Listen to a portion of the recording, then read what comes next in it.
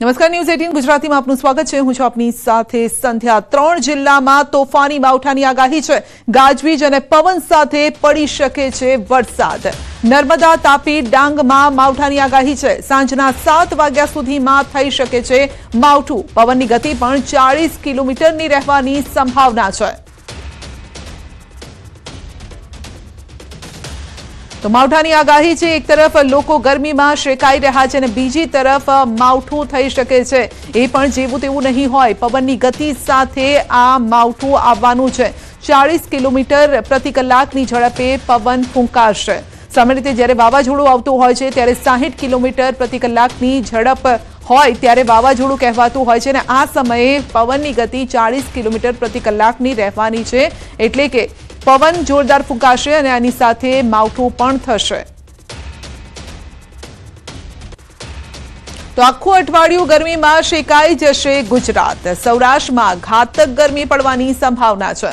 44 degree सुधी पहोंची शके छे तापमान। अमरेली, पाटण, भुजमां 44 डिग्रीनी संभावना छे। राजकोटमां पण 44 डिग्रीए पहोंची शके छे तापमान। हिम्मतनगरमां 44 डिग्रीए पहोंचे तापमान। गांधीनगर, अमदावादमां 43 डिग्रीनी संभावना। डीसामां पण 43 डिग्री, वडोदरामां 42 डिग्री तापमान रही शके।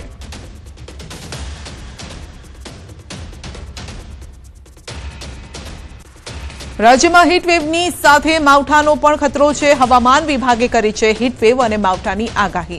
राज्यना केटलाक भागमां 24 कलाक मावठानी आगाही छे। तो आज अरवली, महीसागर, दाहोद, पंचमहाल, नर्मदा, तापी, डांग, नवसारी, वलसाड, दमण, दादरा नगर हवेली में वरसादनी आगाही। राज्यना 4 जिल्लामां हीटवेवनी आगाही छे, जेमां पोरबंदरमां 3 दिवस सुधी ऑरेंज अलर्ट, तो कच्छ, राजकोट और जूनागढ़ में येलो अलर्टनी आगाही छे। 6 एप्रिले कच्छ, राजकोट और पोरबंदर में ऑरेंज अलर्ट अपायुं छे।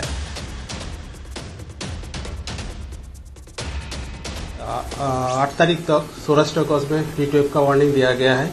इसमें D1 में जो डिस्ट्रिक्ट आ रहा है उसमें कच्छ आ रहा है और आपका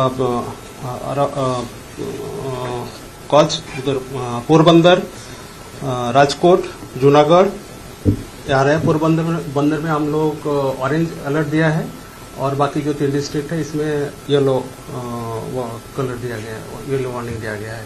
आज के लिए rain light to moderate with thunderstorm with lightning का पूर्वानुमान दिया गया है।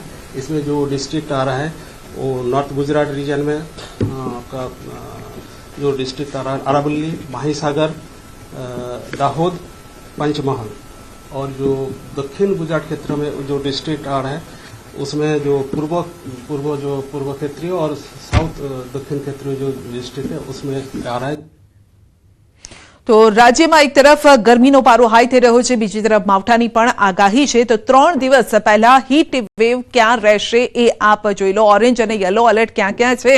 तो पोरबंदर में ऑरेंज अलर्ट छे, जूनागढ़, राजकोट आ साथे कच्छ अने भुज में येलो अलर्ट छे। એટલે ગરમીનો પારો આ વિસ્તારોમાં હાઈ રહેવાનો છે અને આખું અઠવાડિયું ગરમી 42 થી 43 ડિગ્રીની આસપાસ રહેવાની છે। તો 3 દિવસ કંઈક આ પ્રકારની પરિસ્થિતિ રહેવાની છે। તો હીટ વેવની સાથે માવઠાની પણ આગાહી છે। કયા વિસ્તારોએ ખાસ સાચવવું પડશે? જો કે દક્ષિણ ગુજરાતમાં સૌથી વધારે ખતરો છે કમોસમી વરસાદનો। દાદરા નગર હવેલી, દમણ, વલસાડ, નવસારી, ડાંગ, તાપી આ તમામ એવા વિસ્તારો છે કે જ્યાં માવઠું થઈ શકે છે। સૌરાષ્ટ્રમાં ખાતરની ઘટ વચ્ચે જ અમદાવાદમાં ખેડૂતો માટે રાહતના સમાચાર છે। ખાતરની સ્થિતિ અંગે સાણંદમાં ખાતર ડેપોમાં ન્યૂઝ 18એ રિયાલિટી ચેક કર્યું। રિયાલિટી ચેક કરતા સાણંદ તાલુકા ખરીદી વેચાણ સંઘમાં ખાતરનો પૂરતો સ્ટોક જોવા મળ્યો છે। પૂરતો સ્ટોક હોવાના કારણે સાણંદ તાલુકાના ખેડૂતોને ખાતર મળી રહ્યું છે। ઉનાળામાં જૂજ ખેડૂતો જુવાર અને બાજરીની ખેતી કરતા હોવાથી ખાતરની તંગી સર્જાય છે। રવિ પાકમાં ઘઉં પકવતા ખેડૂતો ડીએપી ખાતરની માંગ કરે છે, જેના કારણે મોટી સંખ્યામાં અછત સર્જાય છે। રવિ સિઝનમાં એવરેજ 300 ટન ડીએપી ખાતરની માંગ સાણંદ તાલુકાના ખેડૂતોની રહે છે અને ઉનાળુ સિઝનમાં 100 ટન ડીએપી ખાતરની માંગ સાણંદ તાલુકાના ખેડૂતોની છે। ખરીફ સિઝનમાં 500 ટન ડીએપી ખાતરની માંગ સાણંદ તાલુકાના ખેડૂતોની છે। રવિ સિઝનમાં યુરિયા ખાતરની 2500 ટન માંગ રહે છે। ઉનાળુ સિઝનમાં 200 ટન યુરિયા ખાતરની માંગ સાણંદ તાલુકાના ખેડૂતોની હોય છે। ખરીફ સિઝનમાં 3000 ટન યુરિયા ખાતરની માંગ સાણંદ તાલુકાના ખેડૂતોની છે. માંગ સામે પુરવઠો પૂરતો હોવાથી ખેડૂતો ખાતર સમયાંતરે મળી રહે છે. રાજ્યભરમાં ખાતરની તંગીની વાતો સામે આવી રહી છે. સૌરાષ્ટ્રની અંદર પૂરતા પ્રમાણમાં ખાતરનો જથ્થો નથી મળ્યો તે પ્રકારની વાતો સામે આવી રહી છે.